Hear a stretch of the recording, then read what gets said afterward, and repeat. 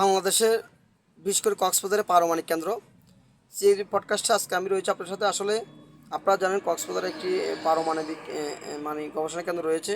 সেটি পারমাণবিক বোমা নয়, পারমাণবিক যে কক্সবাজার যে সমুদ্রে যে বালু রয়েছে সেই বালুর পরীক্ষার জন্য একটি পারমাণবিক মানবিক কেন্দ্র তৈরি করা হয়েছে কলাতলি ডলফিন মোড়ে, কলাতলিতে, এই কলাতলি মোড়ে। আসলে আপনারা জানেন সেটি বিশাল একটি এরিয়া নিয়ে পড়ে রয়েছে। আজকে অনেক বছর থেকে সরকার কোটি কোটি টাকা এখানে খরচ করছে।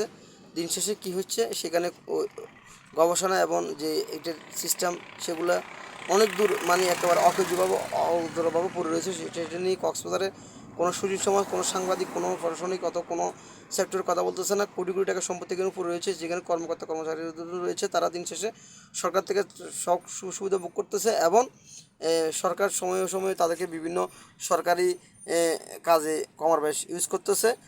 আমি মনে করি পারমাণবিক সরকার কখন আজকে হোক কাল হোক পারমাণবিক যে কয়লা বিদ্যুৎ বলেন অথবা পারমাণবিক বোমা বলেন অথবা পারমাণবিক বালু আহরণ কেন্দ্র বলেন, আসলে সেটি কাজ চলা দরকার। সেটি স্তব্ধ রয়েছে। এটি আমি মনে করি অতি শীঘ্রই আপনারা জানেন এটি হয় এটা চালু করা হোক, এটার যুগোপযোগী পদক্ষেপ নেওয়া হোক, আর নইলে এটা বন্ধ করে দেওয়া হোক। এখানে সরকার কোটি কোটি টাকা নষ্ট হয়ে যাচ্ছে। তেমনি কলাতলির মধ্যে পারমাণবিক কেন্দ্রটি আমি মনে করি এটা অবসান করা হোক। ইভেন সরকার রাষ্ট্র বাঁচাক। তাছাড়া সুগন্ধর মোড়ে আপনারা জানেন দেশটির একটা বিশাল বিল্ডিং পড়ে রয়েছে, কোটি কোটি টাকার বিল্ডিং। সেটিকে সরকার চাইলে একটা অথরাইজ করে এটা একটা ব্যক্তি বিশেষকে অত কোনো প্রতিষ্ঠানকে দিয়ে দিতে পারে। কিন্তু সরকার এটা না করে সরকার এখানে এটা দিতেছে।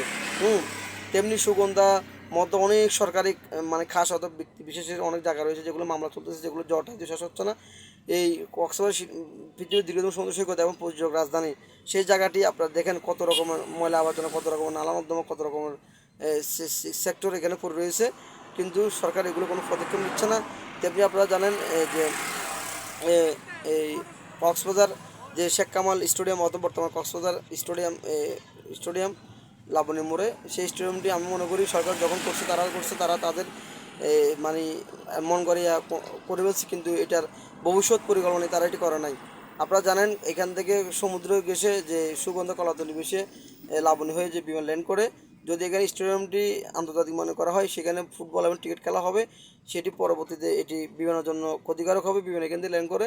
তো আমি মনে করি পরিশেষে সরকার এটি একটি অকেজ স্থাপনা, এখান থেকে স্টেডিয়াম এবং খেলার মাঠটি সরিয়ে নেওয়া হোক, এখানে অন্য কিছু করা হোক এবং এটিকে আন্তর্জাতিক মানদণ্ড না নিয়ে এটিকে একটি আঞ্চলিক খেলার একটা স্থান তৈরি করা হোক। পরিশেষে আমি মনে করি সরকার অতীতে যা কাজ করেছে সবগুলো এরকম কক্সবাজারে এরকম অনেক জায়গা রয়েছে। যেমন আপনারা জানেন প্রতিটা কক্সবাজারে অথবা সারা বাংলাদেশে প্রতিটা থানার মধ্যে হাজার হাজার গাড়ি ফসতেছে। সরকার কোটি কোটি টাকা এখানে ফস দিতেছে জনগণের, কিন্তু এটা নিয়ে কোনো রকমের ওইরকম পদক্ষেপ নাই। একটি নির্দিষ্ট আইন করা হোক, এত মাসের মধ্যে এত বছরের মধ্যে যে কোনো কিছু নিষ্পত্তি হতে হবে, অথবা না হলে সরকার এটা মালিকানা হয়ে যাবে।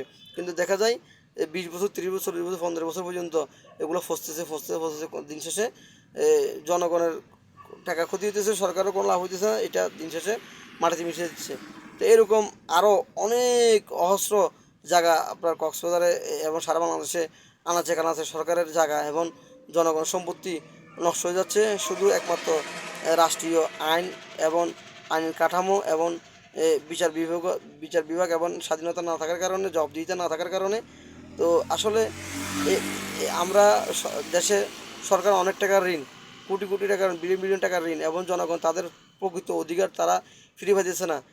জনগণের তো উচিত এই সমস্ত যে বাহ্যিক জিনিসগুলো জনগণের অর্থ ক্ষতি এবং রাষ্ট্রের কোটি কোটি টাকা অবশ্যই সেগুলো রুখ দেওয়ার জন্য, এগুলো রুখে দেওয়ার জন্য, এগুলা সঠিকভাবে অ্যানালাইজ করার জন্য সরকার যাতে সঠিক পরিকল্পনা নাই সেগুলোর জন্য আমি মনে করি প্রতিটি নাগরিকদের এগুলো নিয়ে কথা বলা দরকার, এগুলো নিয়ে সোচ্চার হওয়া দরকার। তেমনি আপনারা জানেন রেজি ব্রিজের মধ্যে একটি সামুদ্রিক গবেষণা ইনস্টিটিউট করা হয়েছে। সেটি কার্যক্রম কতটুকু গিয়ে আমি জানি না, অদূর ভবিষ্যৎ সামনে দেখবেন এটাও এক সময় নিস্তব্ধ হয়ে যাবে। তো এরকম সরকার অনেকগুলো ইনস্টিটিউট করতেছে, অনেকগুলো গবেষণা কেন্দ্র করতেছে, দিন শেষে এগুলো পরিশেষে জনগণ সুবিধা পাচ্ছে না এবং রাষ্ট্র কোনো সুবিধা পাচ্ছে না। শুধু সরকার এগুলো করে দিন শেষে সরকারের অর্থ খরচ করতেছে, জনগণের পকেটের টাকা কাটতেছে, জনগণ সুবিধা পাচ্ছে না, সরকারও এই সুবিধা পাচ্ছে না। দিন শেষে ওগুলো কিছু ব্যক্তিবর্গ এবং কিছু সরকারি কর্মকর্তা তাদের জীবনের আহার এবং তাদের জীবিকা তারা এখানে চলতেছে। পরিশেষে জনগণ ক্ষুধার্ত এবং